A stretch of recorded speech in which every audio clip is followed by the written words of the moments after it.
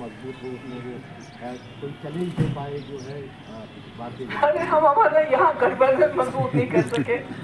पहले कहते ना अपने घर में ना, पहले तो अपना घर हमको देखना चाहिए था। हम बाहर क्या तकरीरें करेंगे उनको, जब हम यहाँ जम्मू कश्मीर जो इसको मुसीबत में है, जो इतनी तकलीफ में है, जिसका कोई वाली वारिस नहीं, कोई सुनने वाला नहीं अल्लाह ताला के बगैर, जब यहाँ हम अपना गठबंधन मजबूत नहीं कर सके तो उनको क्या तकरीर करूँगी मैं। महबूबा जी, कल एक वीडियो सामने आया था जिसमें बीजेपी के साथ नजर और अल्ताफ हुसैन से उनकी प्रेसिडेंट से मिली, तो कैसे आप इस डेवलपमेंट को देख रही हैं? क्या एक चैलेंज होगा आपके लिए? नहीं देखिए ना, ये तो आपने तो आज़ाद साहब को गिना ही नहीं। आपने बीजेपी का खाता तो बता दिया, पर आज़ाद साहब को नहीं गिना आपने। क्यों नहीं गिना? वो तो बीजेपी वाले कहते हैं हम उनको सपोर्ट करेंगे, फुल सपोर्ट करेंगे। तो ये तो जमहूरियत तो एक it's a battle of ideas. तो इसमें तो कोई भी किसी के खिलाफ लड़ सकता है। मेरा ये तो कोई ज़ाती लड़ाई नहीं होती है, ये ख्यालात की जंग है। तो मैं तो निकली हूँ, मैंने कहा ना आई एम अ फाइटर। मैं तो निकली हूँ किसी चीज़ के लिए, किसी मकसद के लिए। नहीं तो मुझे तो इलेक्शन लड़ने में कोई दिलचस्पी नहीं थी। पर जब मैं देखती हूँ अपने लोगों का हाल, उनकी जो जबानबंदी की जा रही है, बात नहीं कर सकते आप, तो मुझे दिल करता है कि कोई ना कोई वहाँ जाके यहाँ की असली दिलों की बात करे तो अच्छा है।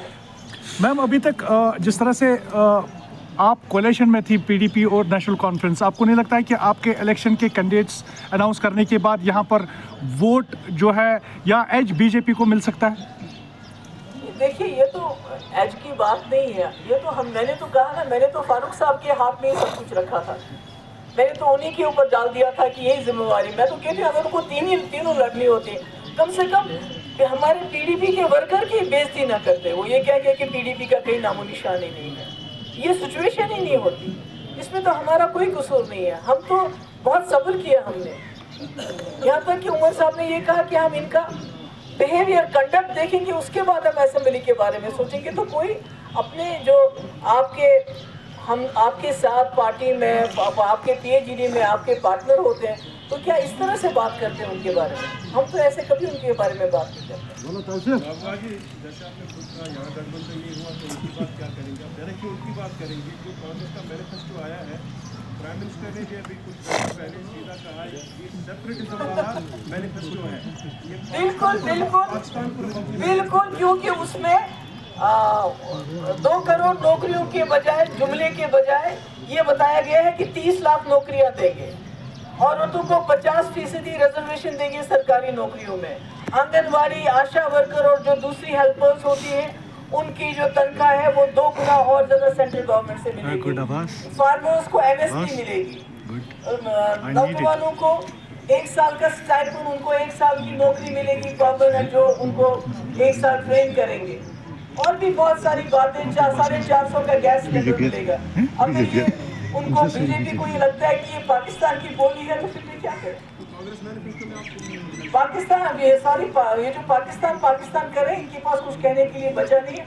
जहाँ तक कांग्रेस के मैनिफेस्टो की बात है, मैं समझती हूँ पिछले 70 साल में इतना अच्छा और इतना गरीबों के लिए, आम लोगों के लिए मैनिफेस्टो आज तक कभी बना नहीं है, खासकर बेरोजगार नौजवानों के लिए और औरतों के लिए।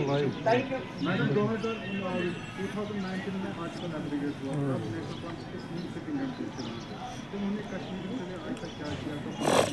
वही तो मैं कह रही हूँ।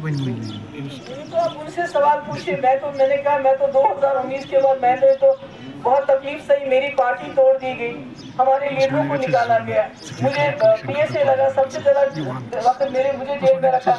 मेरे अंकल हैं, इनका 5 साल से केस चल रहा है, ये वहाँ गांव में रहते हैं, इनके पास कुछ भी नहीं निकला होता तो तिहाड़ जेल में होते हैं इस वक्त। मगर फिर भी कई नईम साहब हैं, उनको तंग कर रहे हैं। तो ये सब तो आप इससे ज्यादा और क्या कुर्बानी दे सकते हैं? वो तो आप उनसे पूछ लीजिए, मुझसे क्यों पूछ रहे हैं? Thank you so much, God bless you.